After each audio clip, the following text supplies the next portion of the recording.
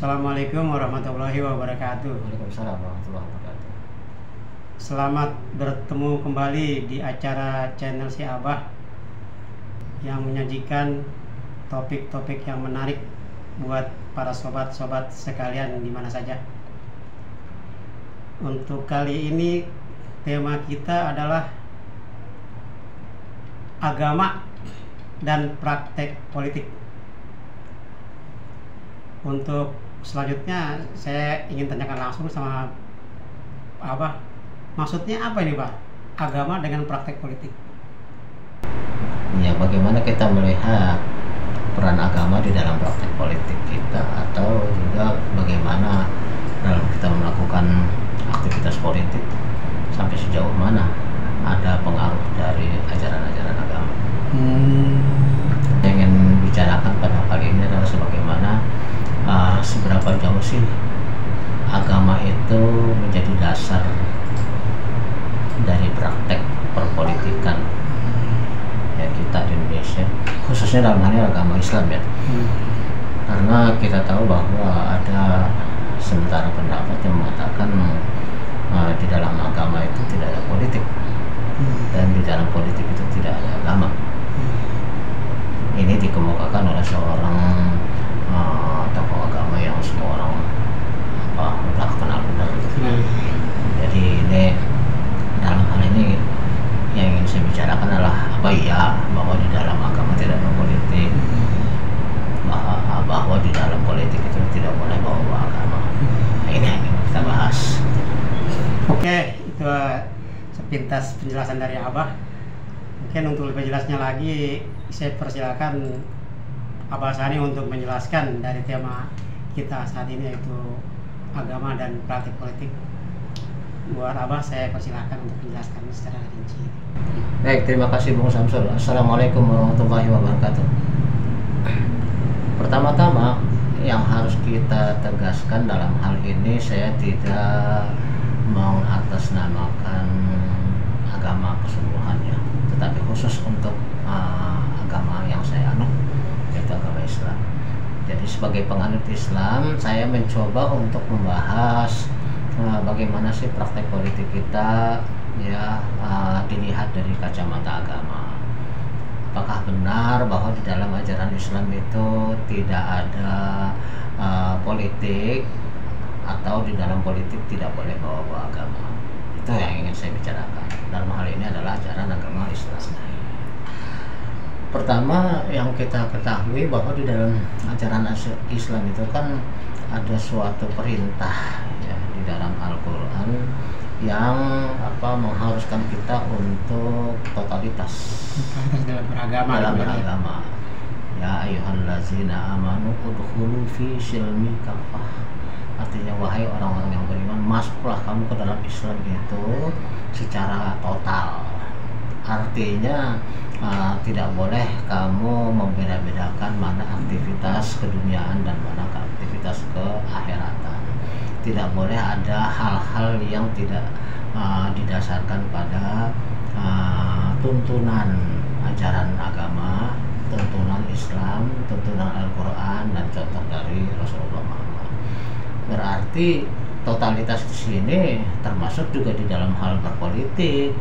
Dalam hal berpolitik berarti kita diminta untuk juga mendasarkan politik kita kepada apa yang sudah digariskan oleh Allah dalam Al-Quran dan dicontohkan oleh Rasulullah di dalam hadis. Nggak boleh keluar dari situ. Berarti untuk pertanyaan bahwa benar nggak bahwa di dalam beragama tidak boleh ada politik, di dalam politik tidak boleh ada agama, ya udah jelas dari kalimat perintah itu saja sudah terbantahkan, yaitu udkhulu fi silmi kafah. Masuklah kamu ke dalam Islam secara totalitas, termasuk di dalam ekonomi, dalam rumah tangga, dalam sosial, di dalam politik, dalam bernegara, dalam bermasyarakat, semua harus berdasarkan kepada ajaran agama gitu kan. Cuma memang dalam hal ini ya, yang harus kita pahami tentunya adalah bahwa ajaran agama Islam yang membimbing kita di dalam hal berpolitik, tentunya harus kita pahami dengan benar ya. Yang pertama adalah ya ayyuhallazina amanu atiullaha wa atiur rasul wa ulil amri minkum, yang mengatakan bahwa artinya wahai orang yang beriman, taatilah Allah yang pertama, kemudian taatilah Rasul yang kedua, yang ketiga adalah taatilah para pemimpin kamu. Artinya ketaatan kita kepada para pemimpin harus didasarkan kepada kriteria bahwa seorang pemimpin itu harus adalah seorang yang taat pada Allah dan taat pada Rasul. Jadi kalau pemimpin itu tidak taat pada Rasul, ya nggak boleh diturutin gitu. Kita hanya boleh mentaati, menuruti perintah dari para pemimpin kalau dia sendiri konsisten taat pada Allah dan taat pada Rasul. Jadi jangan dibalik, jangan sampai kita itu kemudian mentaati pemimpin, termasuk para pemimpin politik kita secara membabi buta, padahal kita tahu dia salah, padahal kita tahu dia tidak sesuai dengan ajaran yang disampaikan oleh Allah dan dicontohkan oleh Rasulullah. Tapi karena kecintaan kita yang membabi buta, lalu kemudian kita taat-taat, nggak boleh, dalam Islam nggak boleh kayak gitu. Harus berdasarkan taat pada Allah, taat pada Rasul, baru yang ketiga ya. Dan kemudian kalau andai kata jika diantara kamu itu terjadi perselisihan, perbedaan pendapat, maka harus dikembalikan apa yang sudah diajarkan oleh Allah dan Rasul. Jadi nggak boleh pemecahannya itu kemudian berdasarkan insting kita atau berdasarkan perintah pemimpin gitu. Yang kita jalani sekarang ini ya sebenarnya bukan, kalau menurut saya ya, pandangan saya itu kita tuh mengakunya berdasarkan diri sebagai orang Muslim, berpolitik secara Islam, ngakunya, tapi dalam prakteknya kita itu sebenarnya lebih mempraktekkan ajaran yang non-Islam ya. Kita lebih cenderung kepada ajaran yang mengatakan tidak peduli apa warna kucing, yang penting bisa nangkep tikus. Itu ajaran geng shopping loh. Nah, iya, padahal itu kan ajaran bukan orang dari Islam dan juga gak benar. Kenapa? Berarti kita akan menghalalkan segala cara di dalam merebut kekuasaan gitu. Jadi kalau misalnya kita ingin melaksanakan suatu aktivitas politik, tentunya tidak boleh berdasarkan dasar yang penting tercapai, karena itu berarti menghalalkan segala cara, termasuk hal-hal yang tidak diperbolehkan dalam Islam, seperti katakanlah memfitnah ya, terus kemudian menyebarkan berita-berita bohong, kemudian juga kita berbohong, kita sendiri berbohong gitu ya. Kenapa? Karena hal-hal seperti itu nanti kita tidak lagi terkategori sebagai seorang yang Muslim, tapi terkategori sebagai orang munafik ya. Orang munafik itu kan ciri-cirinya 3. Kalau dia berkata dia itu banyak bohongnya ya kan. Kalau dia berjanji itu banyak ingkarnya. Kalau dia diberi amanah maka dia itu melakukan pengkhianatan, khianat. Nah, berarti seorang yang berpolitik secara Islam pastinya dia tidak akan menjanjikan sesuatu yang dia sendiri tidak mampu melakukannya. Akhirnya dia jadi bohong, menjanjiin yang enggak, yang di luar kemampuan. Kemudian ketika dia berjanji dan kemudian dia terpilih, kemudian dia jadi pemimpin, dia menjadi seorang pejabat, akhirnya dia ingkari semua apa yang pernah dia janjikan. Dia ingkari, enggak sih, nggak pernah ngomong begitu. Akhirnya dia bersilat lidah. Ujung-ujungnya apa yang sudah diamanatkan kepada dia, yaitu untuk melakukan suatu tugas dengan sebaik-baiknya berdasarkan kepercayaan para pemilihnya, lalu kemudian dia melakukan pengkhianatan ya. Dulu dia janjinya melakukan ini, tapi malah dia tidak melaksanakan, malah melakukan hal yang sebaliknya gitu. Jadi itulah sebabnya kenapa kita harus memilih pemimpin itu adalah orang yang taat kepada Allah, taat kepada Rasul. Kenapa? Karena orang yang taat kepada Allah pastinya di dalam berjanji dia juga akan mengukur kemampuannya, tidak akan sembarangan. Ketika dia sudah mengatakan sesuatu, maka apa yang dikatakan sesuatu itu adalah sesuatu yang memang fakta, bukan sesuatu yang hoax, bukan sesuatu yang apalagi memfitnah orang lain, apalagi katakanlah ghibah juga kan dari dalam Islam tidak dibolehkan. Apalagi dia kemudian menyebarkan berita-berita yang membuat orang lain jadi resah, kemudian memprovokasi orang untuk melakukan suatu tindakan yang katakanlah merusak atau merugikan orang lain. Itu jelas-jelas dalam Islam kan nggak boleh. Tapi kenapa kita lakukan? Ya karena kita itu tadi ngakunya kita ini memperjuangkan Islam, ngakunya kita ini berjuang demi Islam, ya bahkan kita berani mengucapkan takbir, bahkan kita berani bersumpah wallahi dan sebagainya. Tapi di dalam prakteknya sebenarnya apa yang kita lakukan tidak sama dengan apa yang pernah kita janjikan itu gitu. Kenapa? Karena bagi kita sebagai pemilih, kita tidak mendasarkan kriteria kita untuk menjadikan seorang sebagai pemimpin adalah benar nggak dia itu seorang yang taat kepada Allah. Asal dia punya karisma, asal dia punya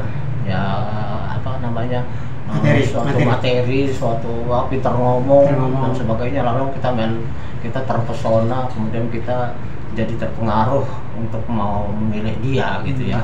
Apalagi atau karena nasab, bisa juga karena nasab, ya karena terah ya. Karena terah, padahal kan dalam Islam itu jujur aja ya, kalau kita mau kembali kepada Al-Quran, di dalam Al-Quran itu jelas mengatakan bahwa Muhammad itu bukanlah seorang bapak di antara kamu. Artinya dia adalah seorang nabi, seorang rasul. Jadi dalam hal ini Islam tidak mempermasalahkan masalah biologis. Ya, bukan bapak dari kamu. Jadi nggak ada gunanya kamu ngaku-ngaku keturunan dan sebagainya. Itu nggak, dalam Islam sebenarnya nggak relevan. Ya memang ada perintah ataupun anjuran dari Nabi untuk selalu menghormati keturunan beliau. Tapi kembali lagi kepada ayat Quran tadi, ati Allah wa ati Rasul. Jadi walaupun dia itu keturunan sekalipun, kalau dia tidak taat pada Allah, tidak sesuai dengan Islam gitu ya. Iya. Berarti tidak ada kewajiban kita untuk taat sama dia gitu loh. Jadi yang mana yang harus kita perhatikan gitu. Terus kemudian lagi yang tadi tuh, kalau dikatakan bahwa kita di dalam berpolitik tidak ada agama, justru di dalam melakukan politik itu nilai-nilai agama itu harus menjadi warnanya. Islam itu menghendaki bahwa di setiap aliran darah kita, di setiap detak jantung kita, di setiap denyut nadi kita itu ada ajaran agama. Semuanya harus didasarkan pada begitu gitu loh. Pakailah saya yang namanya manusia ya termasuk saya sendiri kan masih banyak dosa, masih banyak kekeliruan, ya itu manusiawi ya. Tapi kemudian jangan sampai kita memilih pemimpin yang jelas-jelas di dalam prakteknya memisahkan antara ajaran agama dengan dengan praktek politiknya. Politik negara gitu ya. Iya, jadi dia di dalam berpolitik itu seolah-olah dia menghalalkan segala cara. Dia kemudian tapi di sini agama yang dimaksud mungkin kalau menurut Abah itu substansinya gitu ya, bukan identitasnya gitu ya. Bukan, identitas itu kan hanya ada di katakanlah sebab Rasulullah sendiri ketika mendirikan membangun kota Madinah itu tidak pernah mencanangkan sebagai suatu negara yang berlabelkan Islam, tetapi kemudian sesuai dengan apa yang beliau sampaikan sendiri, yaitu nama bu'istu liutam lima makarimal akhlak. Aku ini diutus untuk memperbaiki akhlak. Jadi akhlak berpraktek dalam ekonomi, akhlak dalam praktek sosial, akhlak dalam praktek politik itu semuanya harus sesuai dengan nilai Islam, tapi tidak pernah mencanangkan bahwa di labelnya itu wah ini adalah Islam, enggak itu ya, karena dipentingkan adalah prakteknya, bukan sebutannya, bukan labelnya gitu. Tapi apa yang terjadi di Indonesia ini kan kebanyakan yang terlihat identitasnya, Pak, bukan substansinya gitu. Gimana menurut Abang gitu?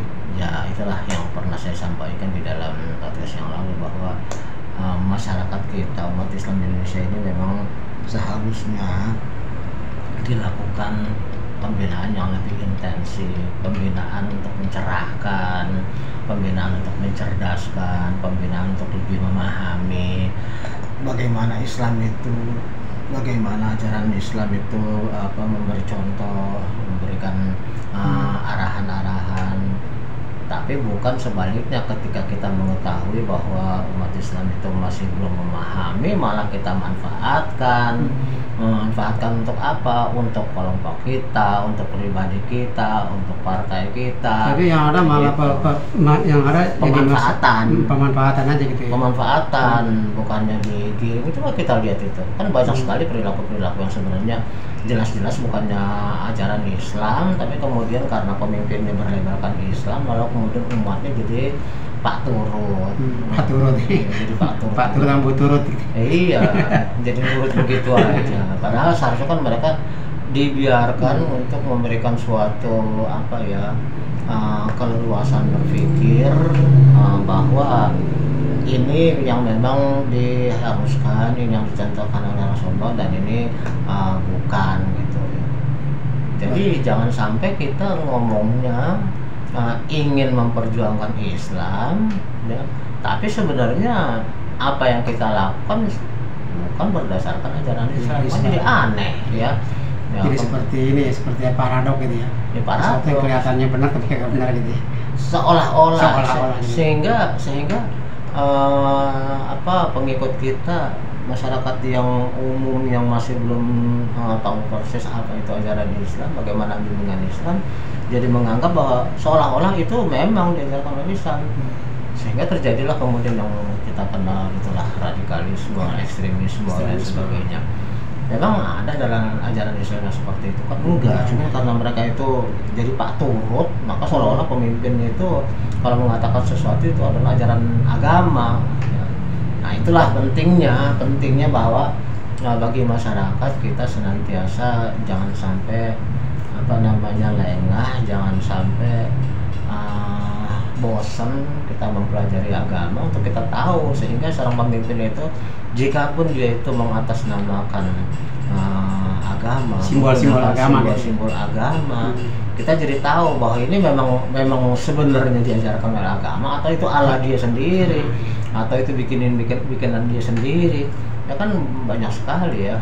Jangan lagi dalam masalah politik, dalam masalah ibadah aja ada yang ngaku-ngaku, ada yang membuat ajaran-ajaran yang sebenarnya tidak pernah diajarkan oleh agama Islam. Kan banyak tuh YouTube kalau kita lihat tuh cara-cara ibadah yang macam-macam ya. Ada itu sebenarnya ngarang apa ya sih? Ada yang joget-joget gitu. Bisa juga ada yang punya kepentingan, bisa juga karena memang nggak ngerti, bisa juga karena salah paham. Bahkan ada YouTube yang menggambarkan suatu orang lagi sholat itu pemimpinnya adalah, imamnya adalah perempuan.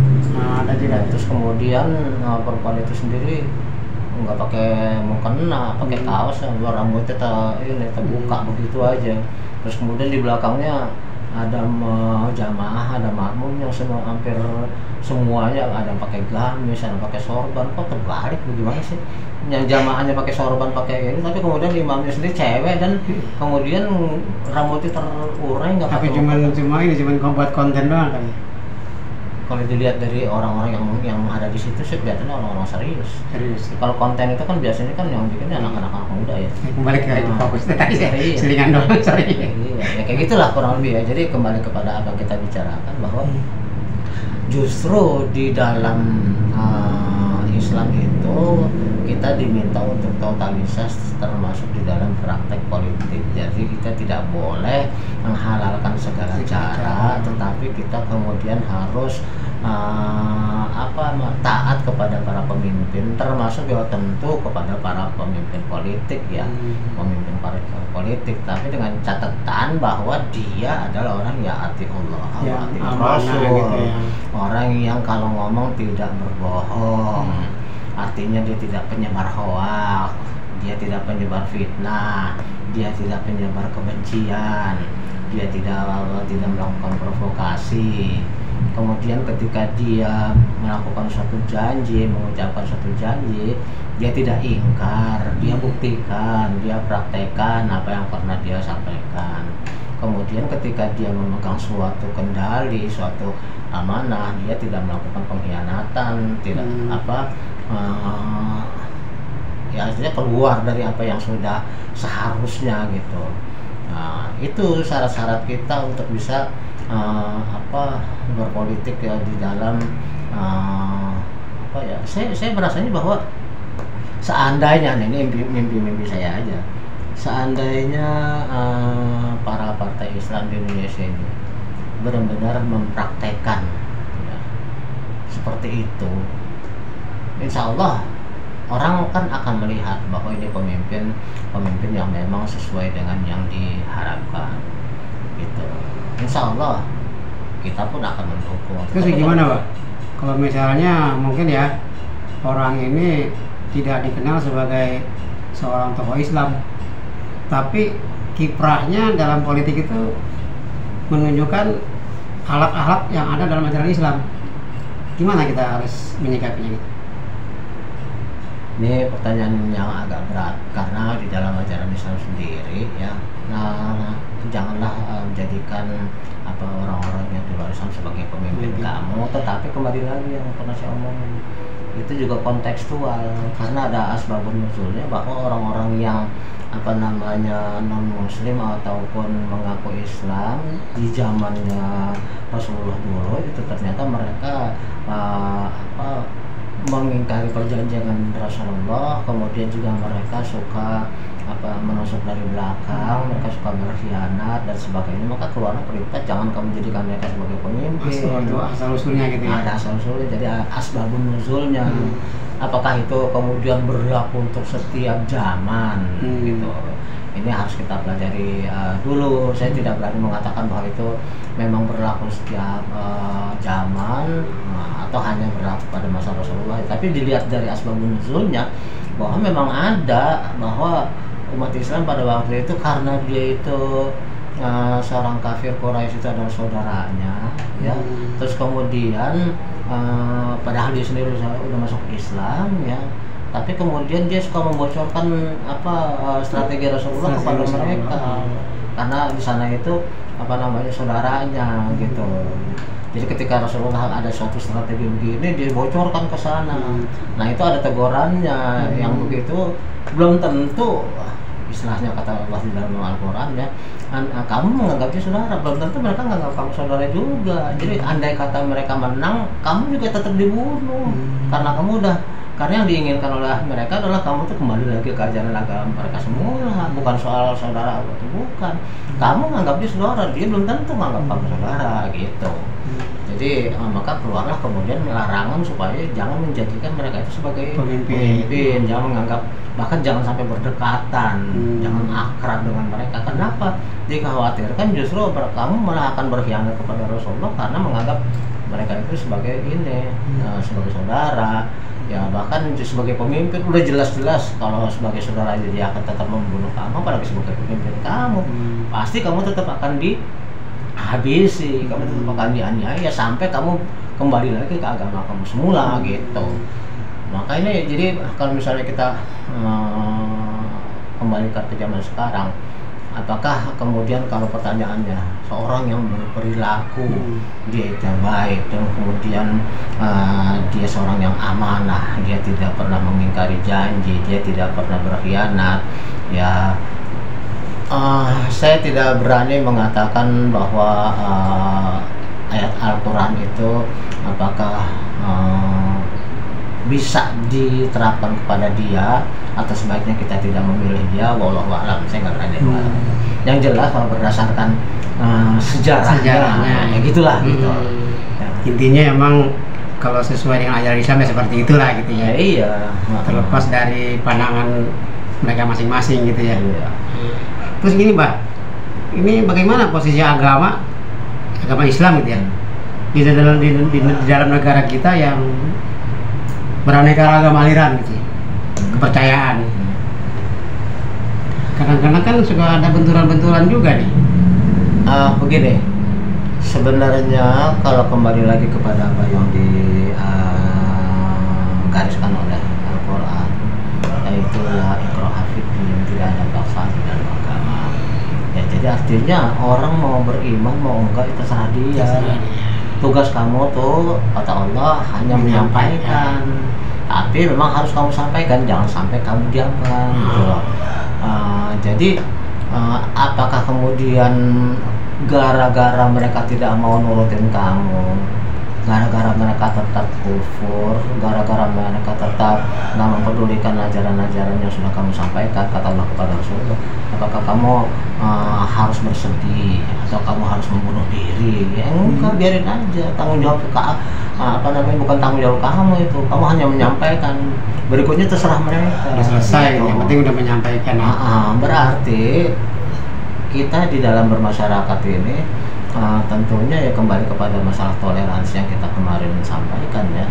Ya kita hormati mereka mau beragama apa, mau berkeyakinan apa, mau punya kepercayaan apa, ya hak mereka, tetapi jangan sampai apa yang mereka lakukan itu kemudian merugikan kita, ya merugikan kita baik secara pribadi maupun secara keagamaan kita gitu ya. Terus kemudian apakah kita harus kemudian berusaha membubarkan mereka, kemudian kita berusaha untuk mengganggu mereka, menghambat mereka? Kembali kepada peraturan ini deh ya, peraturan kenegaraan. Dalam arti sebenarnya kalau ada suatu gangguan fisik ya dari satu golongan kepada golongan lain, itu biarpun tidak berdasarkan ajaran agama, tapi itu kan jelas-jelas melanggar hukum ya kan.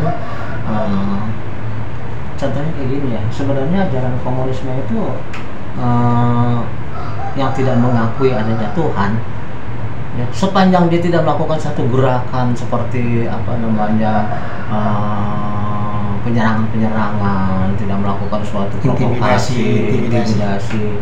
Nah, sebenarnya Islam ya biarin aja tuh keyakinan dia mau bertuhan atau enggak. Cuman yang mereka lakukan kan mereka melakukan provokasi, intimidasi, penyerangan dan sebagainya. Itulah orang jadi membalas dendam gitu loh. Dan apalagi kemudian kalau kita lihat dari ajaran sila pertama dan Pancasila ya, ketuhanan yang Maha Esa, sebenarnya adanya golongan yang tidak mengakui Tuhan ya bukan di sini tempatnya gitu. Udah tidak diakui tempatnya secara ideologi negara, tambah lagi melakukan provokasi lagi, senangnya nyerang orang, senangnya melakukan intimidasi, melakukan pembakaran Al-Quran, melakukan penganiayaan kiai dan sebagainya pada tahun 65 ke belakang.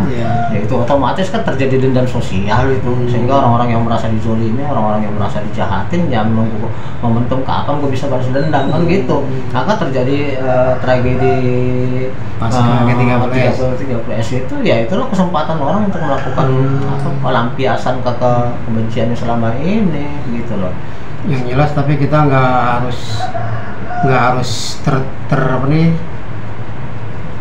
terpaku dengan masa lalu ya. Kita harus melihat masa depan. Maksudnya gimana? Supaya kejadian-kejadian masa lalu itu jangan sampai terulang lagi gitu. Ya kalau ibarat kita naik mobil kan ente naik motor juga kan kadang-kadang menengok juga sedikit ke belakang. Ya spion. Iya makanya takut ditabrak gitu kan. Jadi bukan berarti kita melihat ke depan terus, kali-kali melihat ke belakang, tapi juga jangan melihat ke belakang terus nanti ditabrak juga. Jadi sebagai suatu referensi, tapi bukan berarti kemudian kita terpaku pada yang ini yang sudah terjadi pada masa lalu seolah-olah memang akan terjadi terus seperti itu, ya enggak juga. Oke.